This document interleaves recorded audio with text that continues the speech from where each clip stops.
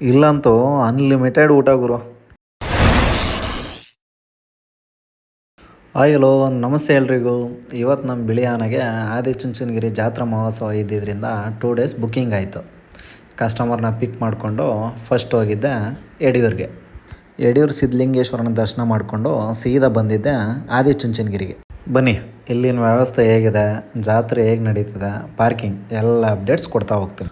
Vehicle parking ಅಂತಲೇ ಟೆಂಪಲಿಂದ 600 metres ದೂರದಲ್ಲ ವ್ಯವಸ್ಥೆ ಮಾಡಿದ್ದಾರೆ. ಅಲ್ಲಿಂದ ನೀವು ಟೆಂಪಲ್ಗೆ ಹೋಗೋದಕ್ಕೆ ಶ್ರೀ ಆದಿಚುಂಚನಗಿರಿ ಮಹಾಸಂಸ್ಥಾನ ಕಡೆಯಿಂದ ಫ್ರೀ ಬಸ್ ಫೆಸಿಲಿಟೀಸ್ ಇದೆ.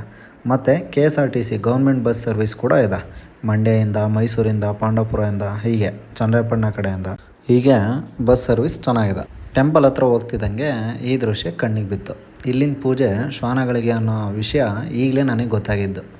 ನಿಮಗೆ ಯಾವಾಗ ಈ ವಿಷಯ ತಿಳಿತು ಅಂತ ಕಮೆಂಟ್ ಮಾಡಿ. ನೆಕ್ಸ್ಟ್ ಹೋಗಿದ್ದೆ ಊಟಕ್ಕೆ. ನೀವು ಎಷ್ಟು ಜನ ಆದರೂ ಬನ್ನಿ, ಊಟ ಮಾತ್ರ ಖಾಲಿ ಆಗೋ ಮಾತೇ ಇಲ್ಲ. ಹೊಟ್ಟೆ ತುಂಬ ಅಷ್ಟು ಪಾಯಸ, ಬೂಂದಿ, ಅನ್ನ ಸಾಂಬಾರು, ಮಜ್ಜಿಗೆ, ಆಮೇಲೆ ಕಾಫಿ ಟೀನೂ ಕೂಡ ಕೊಡ್ತಾರೆ.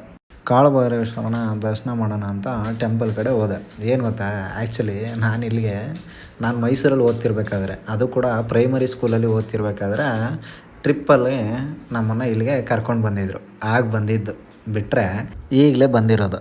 ಬೆಳಗಿನ ಜಾವ ತೇರಿದ್ದಿದ್ದರಿಂದ ಈಗಲೇ ದರ್ಶನ ಮಾಡೋಣ ಅಂತ ಹೋದೆ. ಜಾತ್ರೆ ಏನಿದ್ರು ನೈಟ್ ಟೈಮಲ್ಲಿ ನೋಡಿದ್ರೇ ಚೆಂದ ಅಲ್ವಾ? ಸೊ ನೆಕ್ಸ್ಟ್ ವೀಡಿಯೋದಲ್ಲಿ ಸಿಗ್ತೀನಿ. ಅಲ್ಲಿವರೆಗೂ ಮತ್ತೆ ಭೇಟಿಯಾಗೋಣ. ನಮಸ್ಕಾರ.